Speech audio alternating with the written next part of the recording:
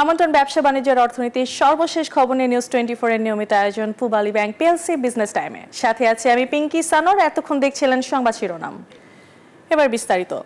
2025-26 অর্থ বছরের বাজেটে নতুন প্রকল্প গ্রহণের সুযোগ নেই বলে জানিয়েছেন পরিকল্পনা উপদেষ্টা ডক্টর ওয়াহিদুদ্দিন মাহমুদ।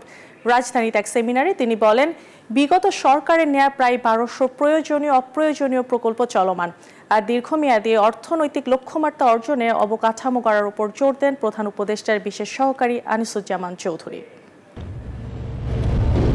অর্থনীতির নানামুখী চাপে এক সন্ধিক্ষণে দাঁড়িয়ে আছে বাংলাদেশ।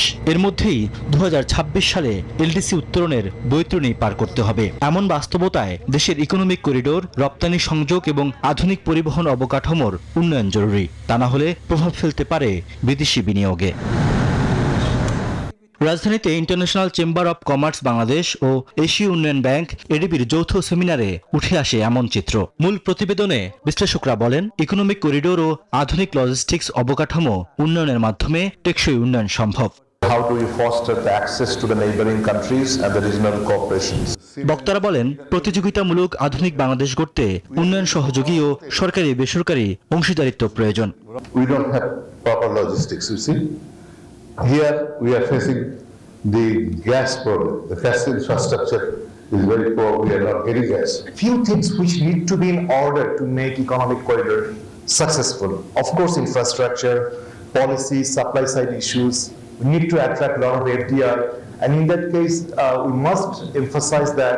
অনুষ্ঠানে পরিকল্পনা উপদেষ্টা বলেন, গভীর সমুদ্র বন্দর নির্মাণ ও চট্টগ্রাম বন্দরের সক্ষমতা বাড়াতে গুরুত্ব দিচ্ছে সরকার।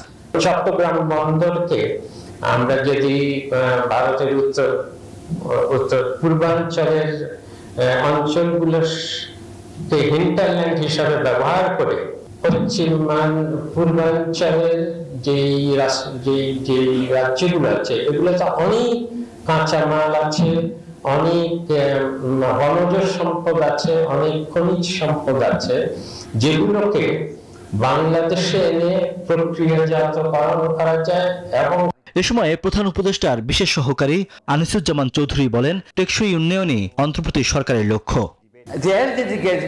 I am leading that team of LDC graduation. A lot of apprehension, rightly or wrongly, and more importantly, a lot of misconception, not understanding what the graduation means. বিনিয়োগ পরিকল্পনা তথ্য নির্ভর ও গবেষণামূলক করার কথা উঠে আসে সেমিনারে। রিয়াদ সুমন, নিউজ 24, ঢাকা। জনগণের স্বার্থ বিবেচনায় উন্নয়ন প্রকল্প হাতে নেওয়া উচিত বলে মনে করেন অর্থ উপদেষ্টা। তিনি বলেন, উন্নয়ন শুধুমাত্র কাগজে কলমে থাকলে হবে না, বরং থাকতে হবে বাস্তবে।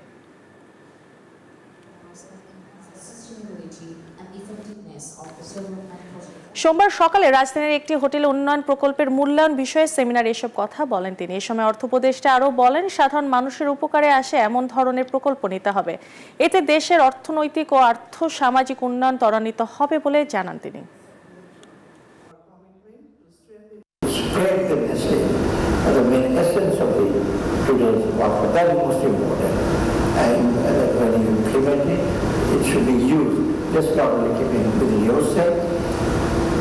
Internalize it first, then externalize it also.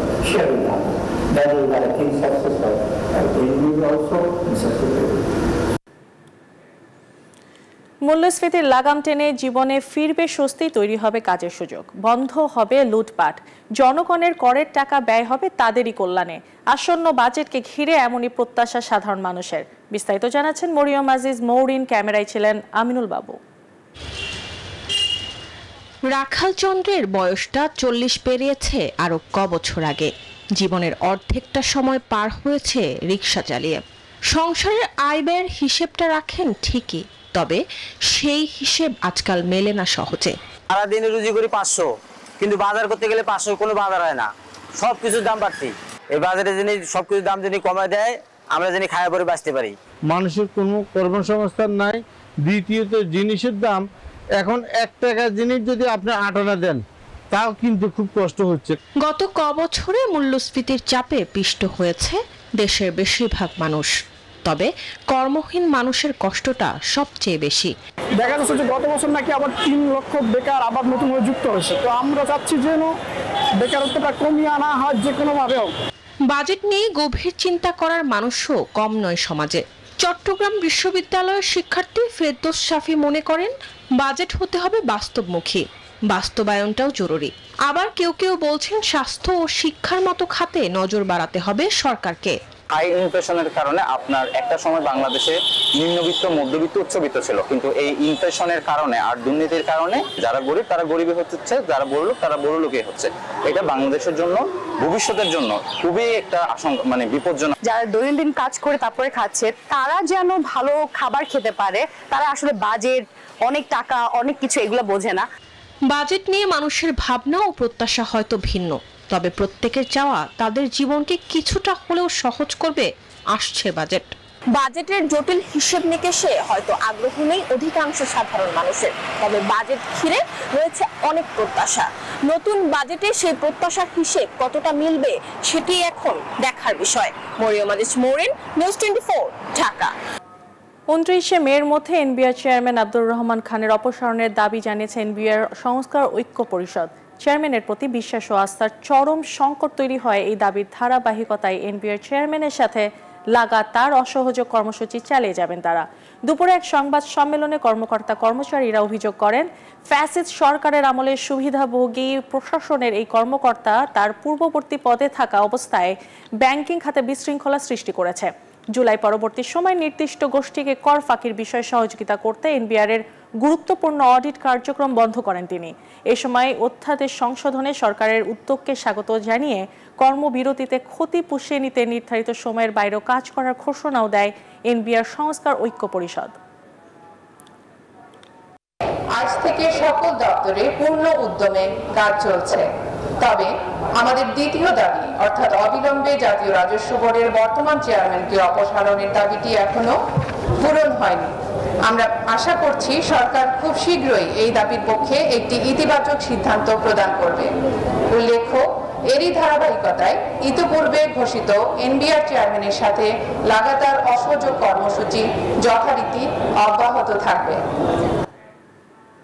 Pubali bank PLC business টাইমের সময় হলো একটি বিরতি, ফিরছে আরো খবর নিয়ে, সাথেই থাকুন। বিরতির পর আবারও স্বাগত জানাচ্ছি পূবালী ব্যাংক পিএলসি বিজনেস টাইমে। গত বছরের তুলনায় এবার শিল্পে বাড়তি গ্যাস সরবরাহ করা হয়েছে বলে জানিয়েছে জ্বালানি ও খনিজ সম্পদ বিভাগ। সোমবার বিদ্যুৎ, জ্বালানি ও খনিজ সম্পদ মন্ত্রণালয় থেকে পাঠানো এক বিজ্ঞপ্তিতে বাড়তি গ্যাস সরবরাহের কথা জানানো হয়েছে।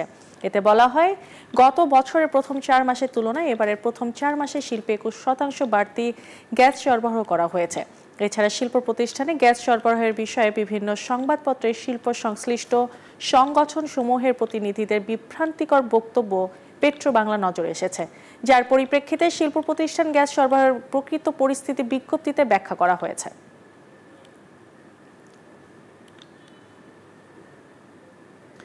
এই ছিল এখনকার মতো আয়োজন। এতক্ষণ সাথে থাকার জন্য ধন্যবাদ সবাইকে।